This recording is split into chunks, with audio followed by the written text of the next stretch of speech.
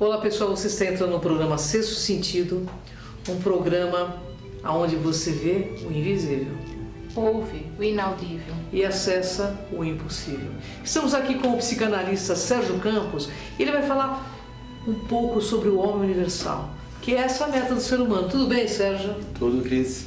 Explica para o nosso internauta, Sérgio, como fazer para se tornar um homem universal?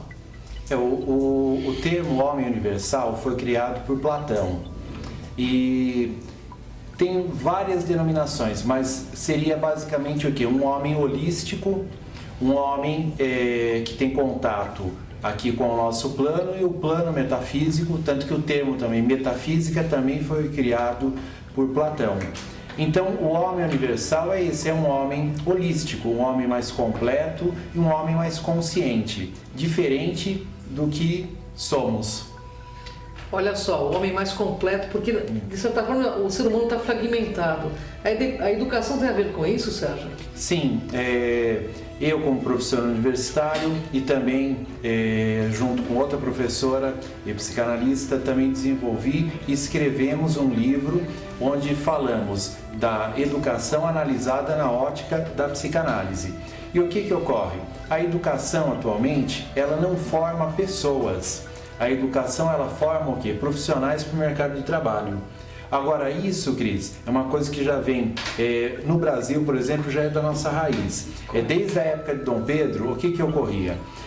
As pessoas no Brasil, a classe dominante, os nobres, eles iam estudar na Europa. E os brasileiros, que não tinham condição, mais pobres, etc., eles não estudavam, né? Ou se estudavam era só o básico. Agora, o que ocorreu? Depois, com a industrialização, outras necessidades da sociedade foi crescendo, foi preciso o quê? Um trabalhador com mais conhecimento, um trabalhador especializado. Aí, então, começaram a investir em escolas no Brasil. Só que essa mentalidade ficou até hoje. A nossa escola, então, ela forma o quê? Trabalhadores. Ela não forma intelectuais, ela não forma homens universais. Tá? E esse homem universal, nesse pensamento metafísico, com toda a cultura que ele traz, o que ele vai agregar para a nossa humanidade? Bom, o homem universal, primeiro vamos entender uma coisa. O conceito de Platão de homem universal é uma coisa que não influenciou a sociedade como deveria. Infelizmente, o que influenciou a sociedade foi outro filósofo, que é Aristóteles. E Aristóteles, ele dizia o seguinte, que o conhecimento vem através da experiência. Então, o conhecimento vem através dos sentidos, seus 5 sentidos, tato, do que você vive, do que você passa, e a partir dessas experiências você vai adquirindo conhecimento, aprendendo. Platão já dizia que não. Platão dizia que o conhecimento é infuso. Ou seja, nós nascemos com conhecimento, tanto que ele não usava nem o termo aprender, porque ele falava que ninguém aprende nada, nós lembramos, ou seja, a gente tem um conhecimento infuso. Agora, esse conhecimento, a gente tem que entender do que Platão chamou de universais, seria um conhecimento geral. Então, o homem já nasce com esse conhecimento geral sobre tudo. E aí ele só vai desenvolvendo depois nos particulares, nas coisas particulares da vida, que ele vai identificando isso. Só que a nossa educação, ela não funciona assim. A gente aprende os particulares, todo o nosso conhecimento foi fragmentado. Separou filosofia, teologia, a ciência está toda dividida, retalhada, uma área da ciência não se conecta com a outra, então dividiu tudo, dividiu o conhecimento. Só que a vida, o conhecimento, o universo é uma coisa só. Então, como você pode aprender dividido? Você tem que aplicar tudo isso. E ser universal, o homem universal é isso. Você ter esse conhecimento único. Um exemplo que nós podemos dar de uma pessoa como um homem universal é o Da Vinci. O Da Vinci, ele dominava medicina, anatomia, pintura, engenharia, astronomia e essa por aí seria, vai. Então, a educação ideal para nós? Sim, sim. O próprio livro Policarpo Quaresma, ele diz isso, né, que até um pedreiro deveria aprender astronomia. Com certeza. A gente percebe hoje em dia que estão se formando muitos jovens aí, mas eles estão que nem máquinas. Quando eles caem com problemas, algumas empresas, né, estão chamando os pessoal mais velho, que teve uma fase aí dos anos 90 que os velhos eram descartados, só estavam os jovens.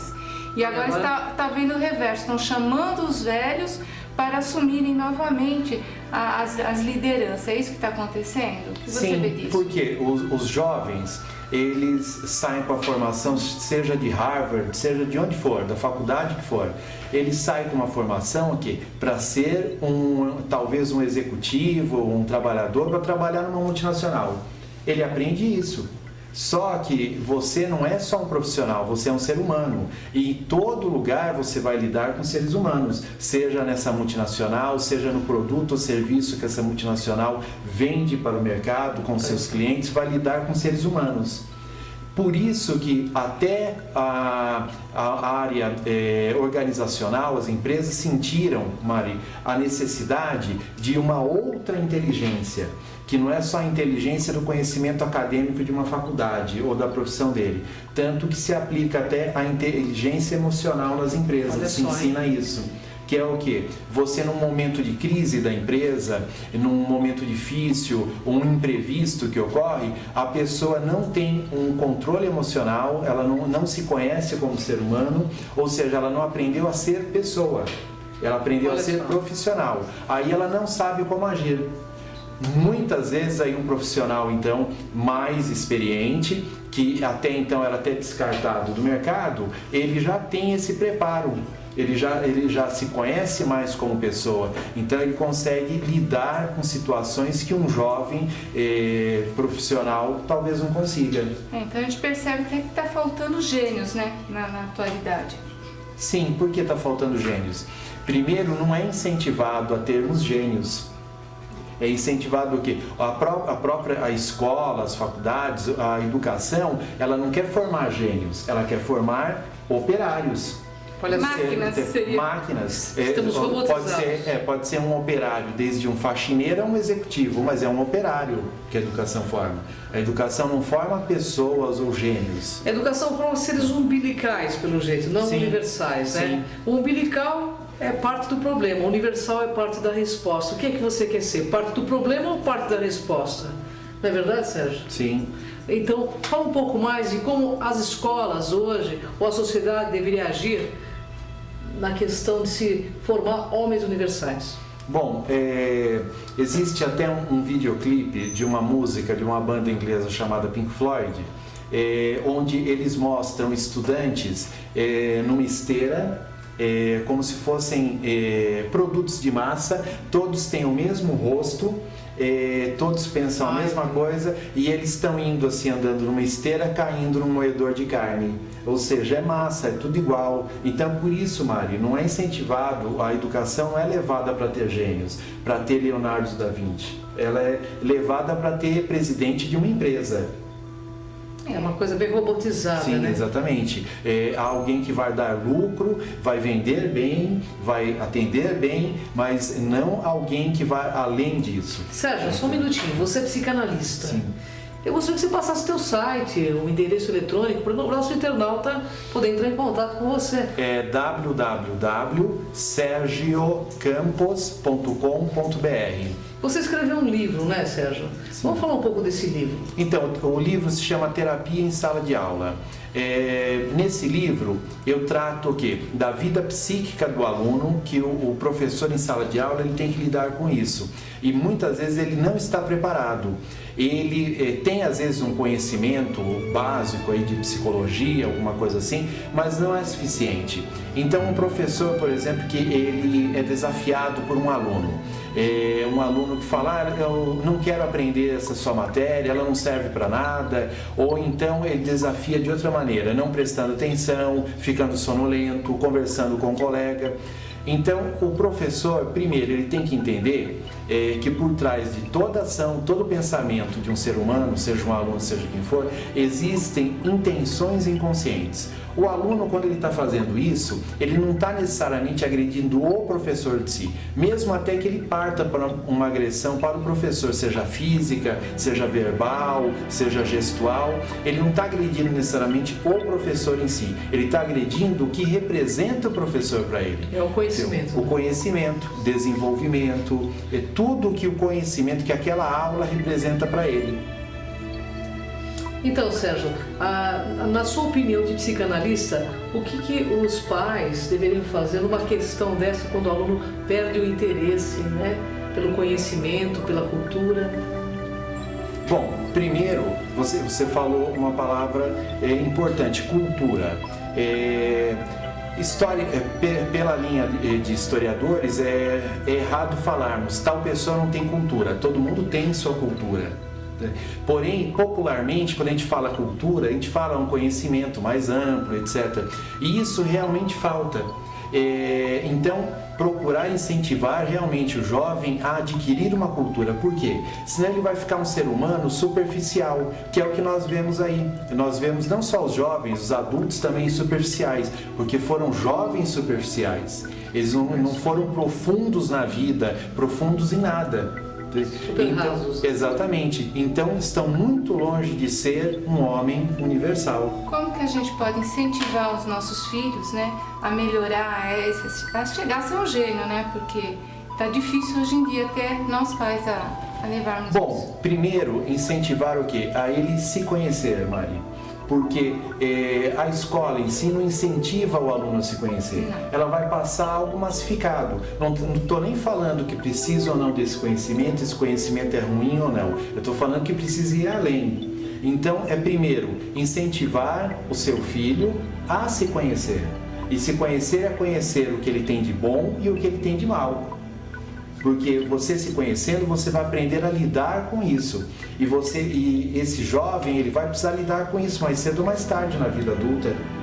Então, ele sabendo o que ele tem de ruim e ele sabendo o que ele tem de bom, ele vai conseguir usar mais ainda o que ele tem de bom e melhorar o que ele tem de ruim. Porque senão, isso vai se manifestar de várias formas, mãe. Pode se manifestar psicossomaticamente em doenças, talvez frustrações, autoestima baixa e uma série de coisas. Então, o ser humano, existe uma coisa que é a inveja que ele tem de si mesmo. Porque popularmente as pessoas acham que inveja é o quê? É você querer algo do outro, você invejar o que o outro tem. Mas a pior inveja, Mari, não é essa. A pior inveja é o que o ser humano tem de si mesmo. A palavra inveja, ela diz o quê? É não ver, a tradução. É você não querer ver. E o ser humano, ele tem inveja de si mesmo. Ele não quer ver, muitas vezes, o que ele tem de bom e o que ele tem de ruim. E é preciso ver isso. E isso é o que a educação deveria levar também o ser humano a ver. É porque a gente vê que hoje os jovens estão perdidos, principalmente quando eles chegam na fase, já que ele tem que tomar a decisão de uma faculdade, eles estão muito perdidos. Então, muitas vezes, sabem nem o que eles querem eles fazer, não né? sabem o que fazer, então eles ficam perdidos. E nós, pais, a gente acaba levando eles, às vezes, até por caminhos que ele não gosta. Se formar em alguma coisa e não agrada a ele. Por exemplo, Mari, você está falando de escolhas. Pela psicanálise, a pessoa faz as escolhas, em geral, pelas patologias. Até a profissão que você não escolhe muitas vezes pelo que você faz melhor, mas é pela sua patologia. Parceiros a gente escolhe pela patologia. A gente não escolhe o melhor parceiro pelas virtudes, a gente escolhe pelas patologias. Assim como a gente vê pessoas que sempre têm relacionamento com pessoas com vícios de bebida, por exemplo. Ou problemas que ela tem com o pai ou com a mãe e ela atrai pessoas, parceiros que são iguais. E por aí vai. Ou seja, então as patologias, você conhecer isso é muito importante, porque as nossas escolhas, elas não são escolhas conscientes, elas estão influenciadas pela nossa inconsciência, a parte interna que nós não vemos.